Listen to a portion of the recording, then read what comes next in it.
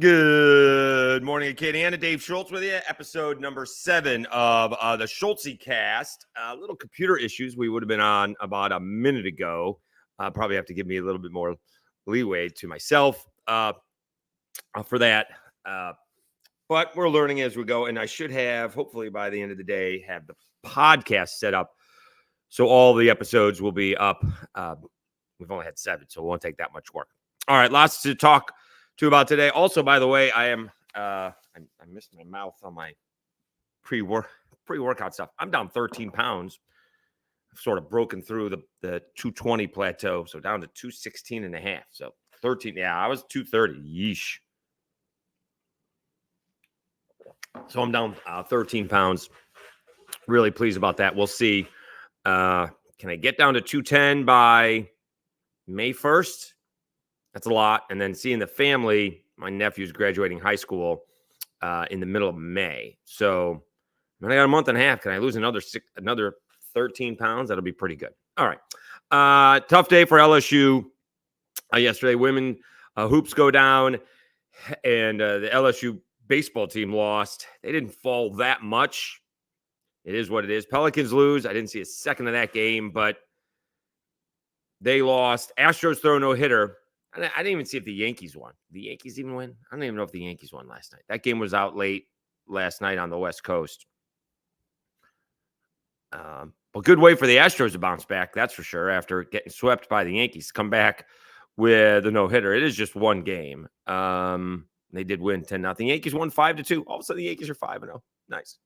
All right, so let's talk about that women's basketball game last night.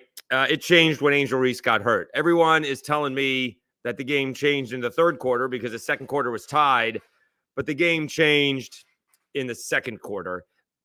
LSU, I guess it was a 10-0 run, but they went on a 24-7 run. They were down 17-9. All right. Yeah, 17-9. And so is that a 22-7 run? Something like that. They were down by 8.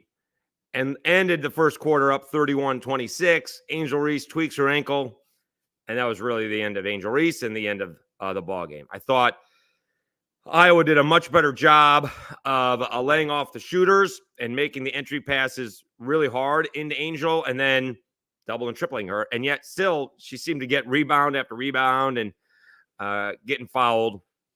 I don't think there was a couple of bad calls, probably going both ways. I thought Caitlin Clark got away with one, slapping Haley Van Lith, and the ball went out of bounds. They didn't call a foul, but then there was a phantom foul on Caitlin Clark on Haley Van Lith, and I thought the charge at the end of the ball game was a block on Iowa, but I don't think the officiating was the difference. And Caitlin Clark was the difference, and Haley Van Lith didn't have a very good ball game, but I don't think a lot of the LSU girls. I know they made a run at the end of the game, so shooting maybe a little bit different, but it was a double-digit lead for most of the, third and fourth quarters. And Caitlin Clark, how do you defend a 27-footer, right? You can't. You kind of want him to shoot that, and it just didn't work out. I mean, Angel Reese started 6 of 8. She finished like 7 of 21, right? Morrow was 7 of 18. Shooting mostly, wide open 15-footers. And Angel Reese still grabbed 20 rebounds. That's awesome. That's a ball game, 17 and 20. Michaela Williams, 18 points, but just 6 of 16 shooting. 4 of 8 from 3, though. Flo J. Johnson, that's 23 points, but only 1 of 6 from 3. And Haley was 2 of 10 from the floor, only 9 points. Turnovers were a lot. Everybody had them, right? They turned the ball over 13 times to Iowa's 12. Free throws were 22-17 in attempts, but a lot of that was at the end of the ball game. And, F. Alter had 16. Martin had 21. And they ended up hitting some big shots at the end. It was sad. I did see Angel Reese commenting after the ball game. She's been miserable since they won the national championship. That's awful. I can understand how a lot of your time is not your own anymore, right? You're being pulled in a bunch of different directions, but if there's any thought of her coming back, I don't believe that's going to happen. If she's been miserable when it should have been the best time of her life. Now, there's pressure on winning, right? I mean, even Caitlin Clark said, felt like the world was on her shoulders in the first two games because it's home games, because you can't lose those games, right? And it felt like that way for, the first half of that Middle Tennessee State game, right? Where they were losing. LSU was losing 41-34, but then blew them out, within not quite a 30-0 run, but pretty close. And it's really sad that what Angel Reese has been through, being cocky and flamboyant and talking trash on the court is one thing, but, she said death threats. Who's sending death threats to a college basketball player? What is that? She was sexualized. The 99% of the time you see a big smile on her face, and it really is a shame that what should have been the happiest time of her life, she'd been miserable for almost a year. That's I don't like that. That's not cool. All right. So, I mean, LSU will be fine, right? I presume she's going pro. Caitlin Clark is already she's turning pro. Darren Rovell mentions that they can make more money in college. I'm not sure if that's the case, because they think the NIL deals are more than the salary that you get in the WNBA, which is probably true, but I presume Caitlin Clark is going to be getting somewhere between 7 and 8 figures of deals, and I presume Angel Reese is going to get the same. So I presume that Angel is going to, take a minute. I don't think she decided anything yesterday, but it really is a shame that what should be, in our own minds, the best year of your life, right? It doesn't happen in college. It doesn't happen in men's basketball very often, right? That you get a chance to repeat. I mean, Villanova did it almost, right? That was like 2 years removed, right? They won one, somebody else won one, and then they won one again. You don't get very often to repeat these days in college sports. I guess it used to be in women's college basketball, right? UConn, right? They all won a bunch. Tennessee. I don't even think South Carolina's repeated. So, but that's something relatively new. So it is a shame that that's the case. It was a great basketball game. I happen to think, again, the game was lost in the second quarter when she twisted her ankle. I know it was tied at halftime, but when you go from 31 points to 14 points, that's a big difference. So also, what is amazing about Iowa and Caitlin Clark, I mean, she comes out of the locker room ready to go. She does not need to break a sweat between, coming out of the locker room, warming up, and she's just, throwing up 25-footers and making them. Did the first thing in the first half and did the same thing in the second half. And in the first half, LSU responded. In the second half, they couldn't. Iowa, again, did a good job of laying off the shooters and not allowing the entry passes to go in. And then sometimes the entry passes tried to go in and they were turnovers. So a great run. You don't see that very often in sports, maybe a little bit more in the women's game than you do in the men's game. But I was certainly watching, and I'm sure I haven't watched a whole lot of women's hoops over the last decade or so, but that game was a lot of fun to watch. UConn beats USC. I'm sure I'll have it on in the background. It is odd. They're playing Friday and Sunday. What is that about? So the men end up playing Saturday and Sunday, and they play Saturday and Monday. The women ended up playing on Monday, and they're playing Friday and Sunday. I mean, there is a level of disrespect in the NCAA towards the women. All of this from the 3-point line fiasco in Portland, as if you couldn't see that from the moment you walked in. 9 inches, not like 1 inch, like 9 inches, like you can see it. And everybody did, and they didn't change it until later on. You had a ref who went to one of the schools and what wasn't changed out till halftime. A girl during a game had to take out her nose ring. Come on. I mean, what are we doing here, right? There's a certain level of we don't care with the NCAA, right? A few years ago, they had those weight rooms. That was ridiculous.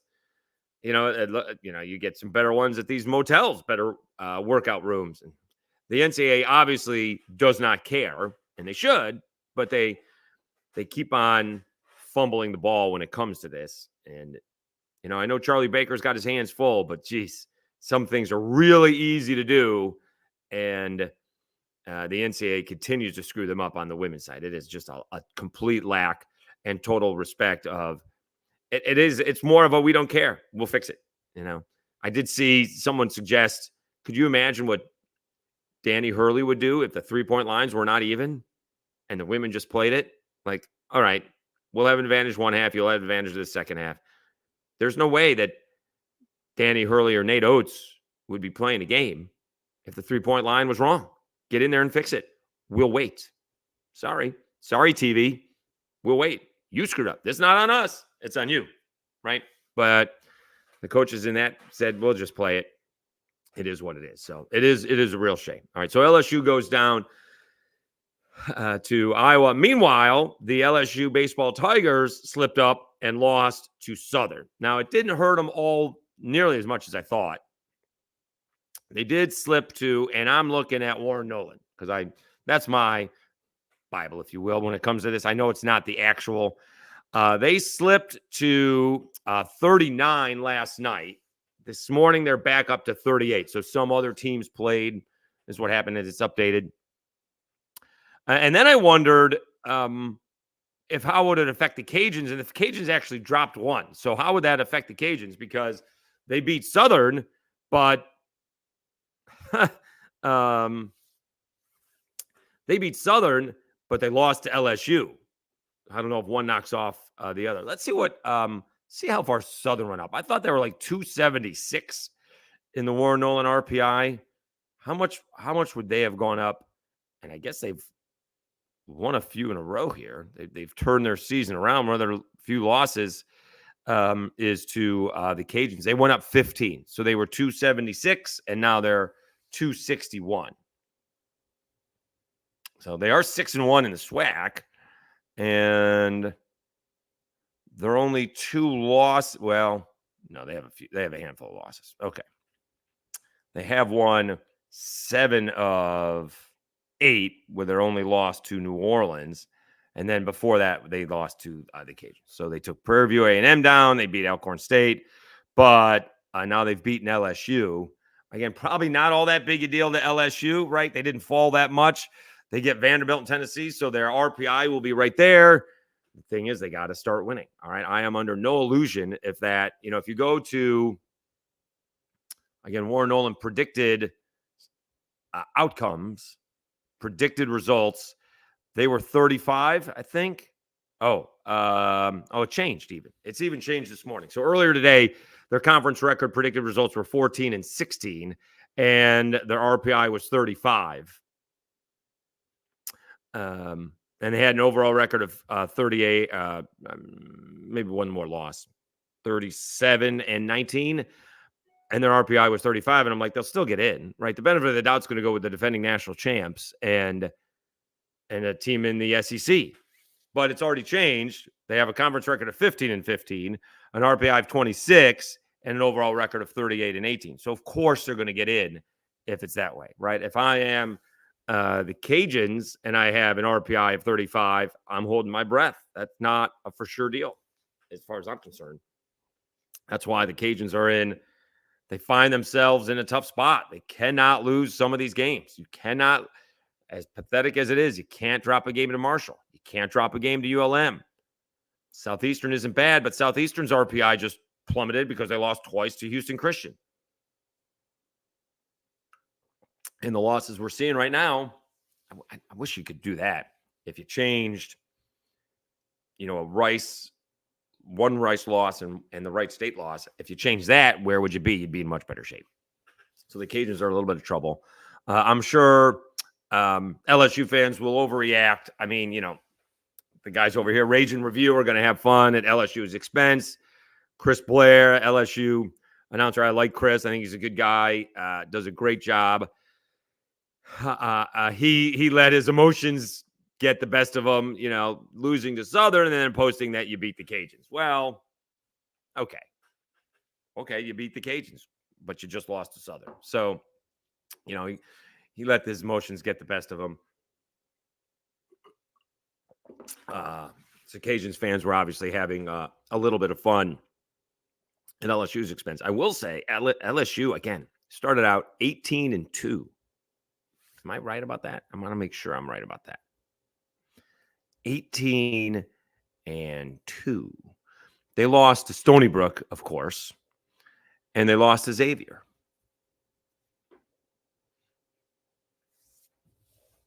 And now they've only won 2. Is that right? They've only won 2 ball games since. Do I have that right? Let me see here. Is that right? Since conference play started, they've won 3 games. They beat Mississippi State, La Tech, and Florida.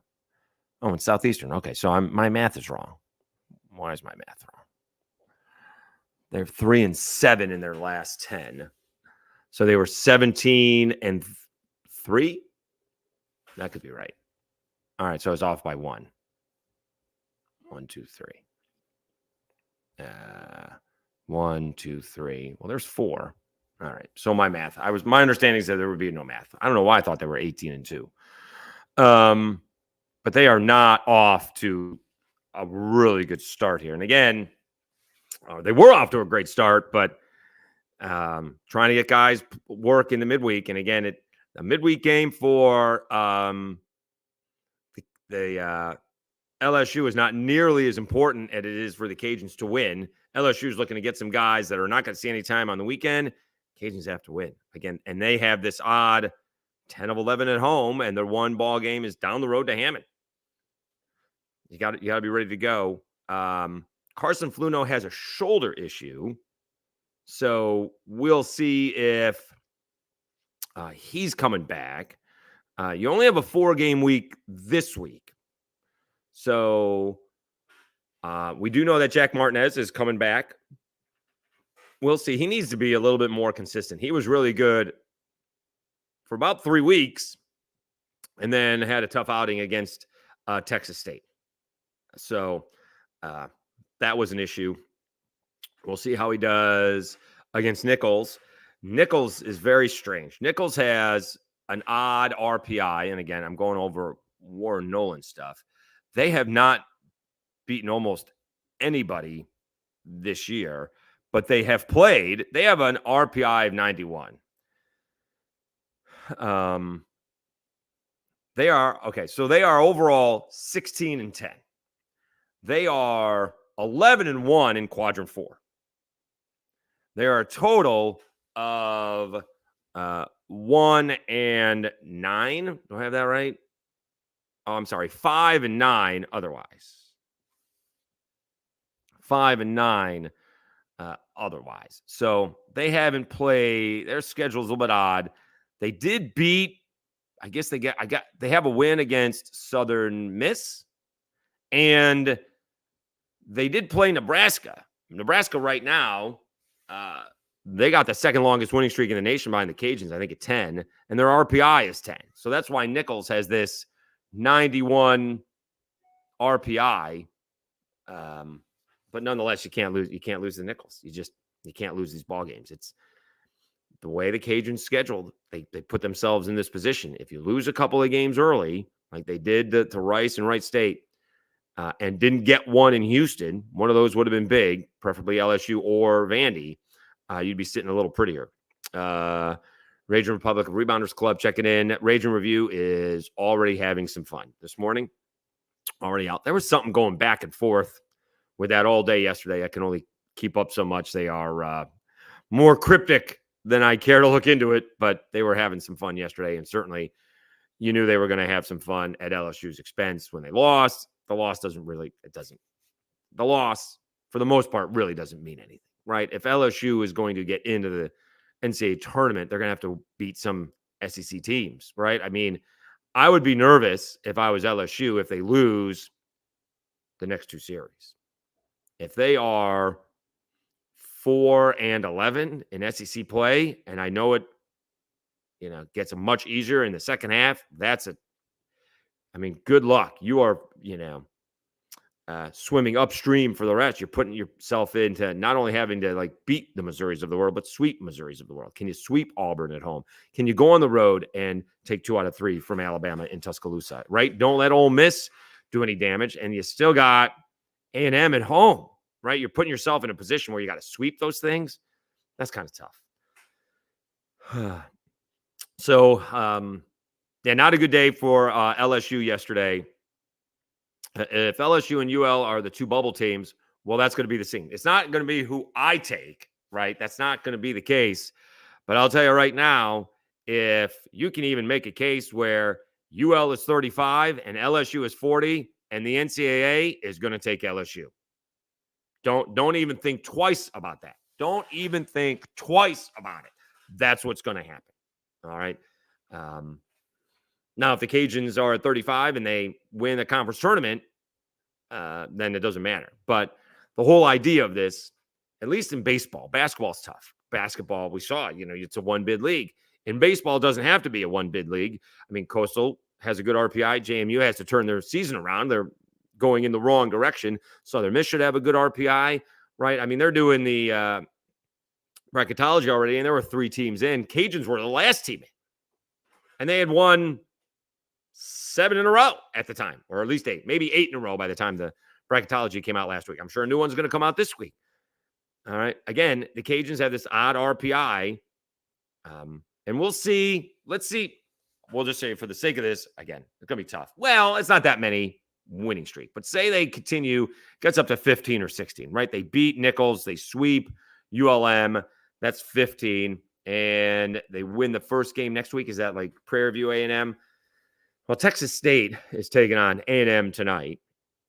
And then I think they get Marshall, so that's not going to help. But then they play Texas. Let's see if that helps the Cajuns' RPI at all. All right. Also, you have to do, you have to figure out what everybody else is doing as well. So if other teams start to lose, right, the problem is that all the SEC teams are playing each other. And so their RPI doesn't go down that much, kind of like what the Big 12 did. Then they're playing each other, and they're all really good. It doesn't really help anybody too much below them. TJ Smith chirping in, time for a Bama Final Four hat, Dave. You get yours yet, TJ? You get yours hat? I got this. Was this 13? I had to order this one. This is a bad map. Well, 2013. Yeah, that's a bad memory. That's Dave Schultz, super genius at its best. So that would have been the Louisville championship that got taken away. My brother, who went to Michigan, works in and for Louisville, went the day of the game. Not that far a drive. It was in Atlanta. I mean, you can't be any better than that. You're a Michigan grad. You work in Louisville. Pretty cool. Syracuse lost to Michigan on a questionable call at the end.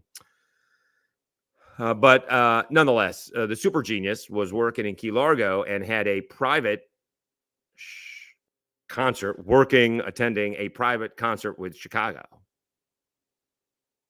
And because my lack of maturity, also, by the way, the Final Four was on in the back. Could have just stayed there and watched the Final Four and enjoyed the concert. Or, even if I do know, because I'll know, enjoy the concert and then go watch the game. Stupid. I mean, Chicago is one of my favorite all-time bands. I heard 4 songs. Brutal. Similar to the Auburn questionable call. No, I think it was a charge block call. I think they called Brandon Trish for a block, and it was a charge. Or maybe it was the other way around.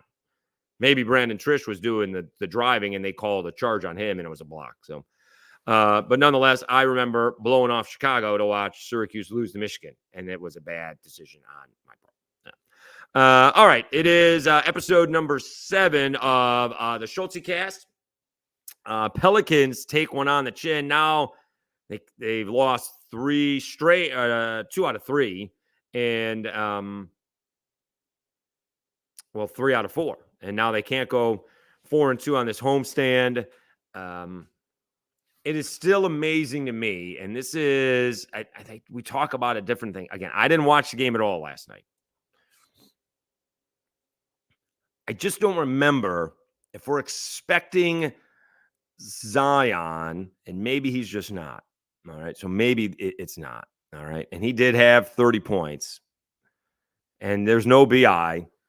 I mean, Zion had a good ball game, 30 points, 5 assists, 10 of 11, 10 of 13 from the free throw line, 10 of 20 from the floor, which is not great considering everything is like a layup. Again, I didn't watch a second of it. I just don't remember a lot of big-time teams back in the day getting blown out.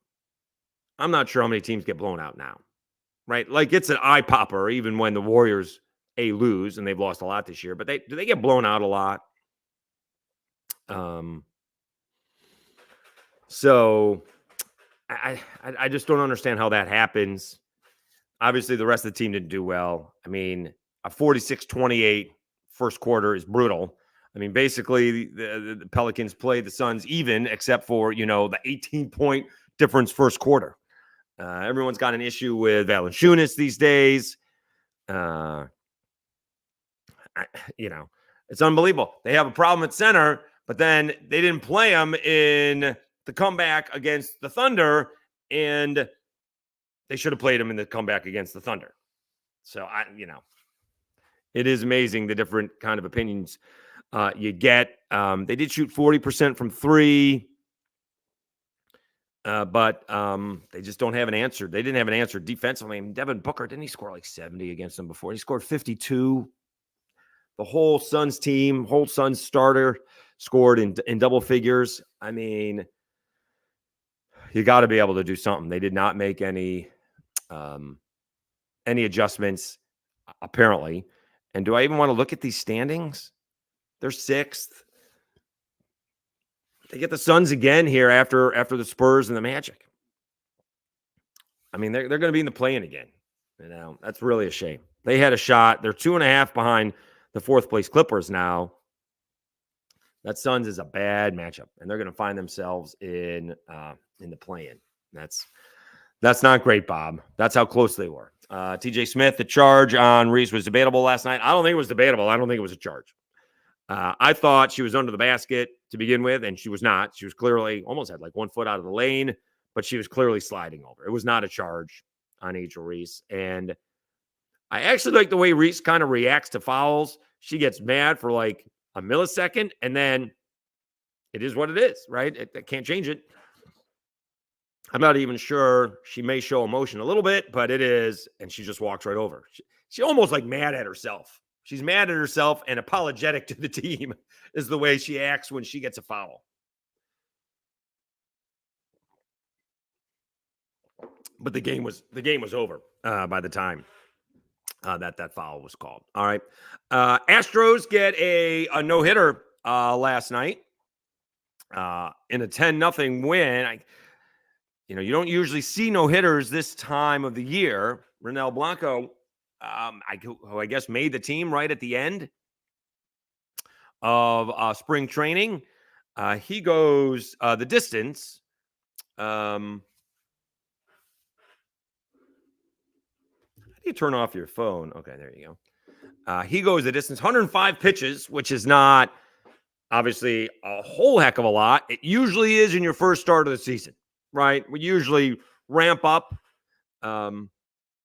You go, 70, you may not, you have 60 to 70 in the first start. If you get 5 innings, great. And then, 75, 80. And by the time you're in week number 3, and here the Astros actually needed a 5th starter because, they played, they haven't had an off day yet.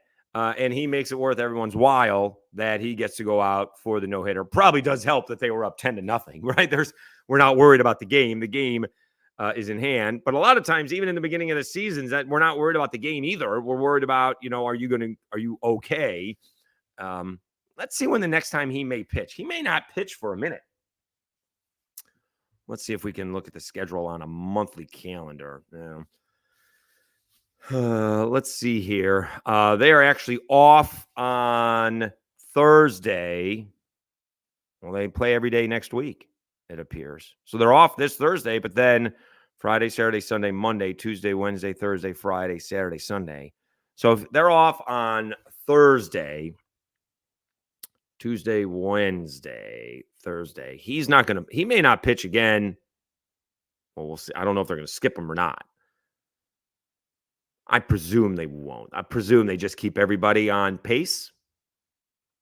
Yeah, there's not another off day in there. So they just keep everybody on their regular rest, or, who's ever going on, whoever pitch on Thursday goes on Friday. You could technically skip him, but probably not. And after he throws a no-hitter, why would you? Right now, he's the best thing that the Astros got going for him. We're not going to skip the best guy on the team. So good job by the Astros to get that in. The Mets, first of all, it was good to see Edwin Diaz pitch last night in the whole trumpet thing. I'm a Yankees fan, not a Mets fan. But they brought him in a 0-0 ball game. It wasn't even a save situation. It wasn't even a save situation. It was a 0-0 ball game. And the Mets lose. Poor Metsies.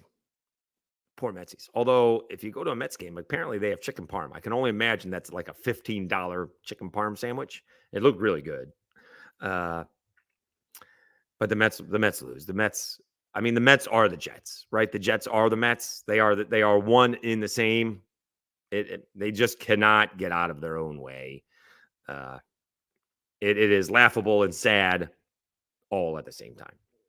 And again, the Yankees 5-0. I'll be honest with you, I didn't see that coming. Can you imagine if the Yankees are anywhere near first place June 1st, and hopefully Garrett Cole comes back? For me not liking a whole lot of Garrett Cole, was a Cy Young Award winner. He was the best pitcher in the American League last year, right? And so if he is actually healthy, and I'm not guaranteeing that, or even think it's going to happen, but God forbid if it is. And now you got Judge hitting third instead of second, and he's hitting behind Soto. Boy, if Judge could stay healthy, God forbid if Stanton can stay healthy. And when I say stay healthy for Stanton, like, can you go a month without getting hurt? Because usually that's not the case. All right, we have Nichols today. I will post some videos. I didn't do that yesterday. I don't know why. From Matt Deggs. We'll do that. We have Nichols today. Will be there. And again, I think I'm going to Mississippi. There is a big bourbon allocation day. And so we're going to see if we can go get a couple of bourbons that you can't necessarily find. I did get the last ticket for a local liquor store here in Lafayette. They're going to raffle off a chance to buy, so I'm not getting it for free. Pappy Van Winkle 12 and some Penelope Rio. So, but they do a good job. We'll get to, I think it's balconies, that we're going to taste some balconies. I'm not into Texas bourbon, but we'll find out about it. And then they feed us as well. So it's a good time to get together. It's next week, so that'll be fun. But this thing in Mississippi is Saturday morning. I'm not driving over on Saturday morning. So I'll go over Friday night, watch the Cajuns game on the computer, and do the bourbon thing on Saturday, and then come back on Saturday. I'll be at the Cajuns game on Sunday. So that's the plan. Anyways, yes, this bourbon thing has got, hold on. It's gotten insane.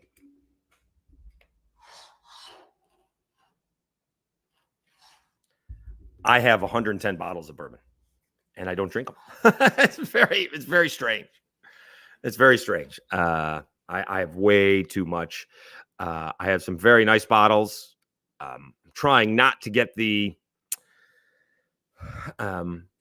like this year's version of the bottle. Like, I'm trying not to get like the new iPhone or the new Jordans. I don't need another bottle of this one or that one. No, it is what it is. So, because 110 bottles is way too many. Way too many. And yet I'm going to get more. So I'm on the lookout for bottles that I don't have. And if you can get a Pappy, and I got a shot 1 out of 25 to 1 odds to get a Pappy is pretty good. Also, I've never flipped a bottle. I have 110 bottles. I've never sold a bottle. A lot of these could resale for, if not twice, 4 to 5 times their MSRP. I've never done that. So you get a little bit of a higher aged Pappy, you may do that because they go for a ridiculous amount, but I've never done that. All right. Thanks very much for tuning in to episode number 7 of the Schultzycast. We're hitting Orange Theory again, down 13 pounds. That's a lot. That's a lot of weight. In 6 weeks, down 13 pounds. We'll see May 1st. Can we get down to the goal? I waited at 216.7 prior to working out. The goal is to hit 210 by May 1st. We'll see. The graduation is like 2 weeks after that. Graduation in Louisville. Talk about a good time. Bourbon. Well, not in that order. So we'll do nephew's graduation in Louisville, Bourbon, and the PJ Championship all at the same time. That's pretty good. So we'll see if we can have some fun in Louisville in that week. But can we be? 205 is going to be pushing it, right? So the first goal is 6.5 pounds over the next month. We'll see. Trip to Mississippi is probably not going to help with that. Just eating on the road. All right. Thanks very much for tuning in. We will set up the audio portion of this podcast. We'll get it up on Spotify and Apple Podcasts. It'll take, a couple of days to get that going. Maybe it'll be done by today. And again, we'll have a full recap of the Cajuns game tomorrow. Also, don't forget to please subscribe to Locked On Sunbelt as well as the Schultzycast. Would be a big help. Coming up on Locked On Sunbelt, I can tell you, we do have the ODU head coach, allegedly, new ODU basketball coach, Mike Jones, former ODU guard, went through the coaching ranks through high school like Nate Oates did. Now he's got a shot at his alma mater, and rumors have it that I started and perpetuated. Cajuns pitching coach Gunnar Leger is allegedly coming on Locked On Sunbelt as well. So stay tuned for that. Again, thanks so much for tuning into the Schultzycast. Please like, share, subscribe. It's a big help. Should be able to get up to 100 subscribers here shortly. So I appreciate everything we're doing. We're off to Orange Theory. Take care, everybody. Have a great Tuesday, and we'll talk to you again on Wednesday.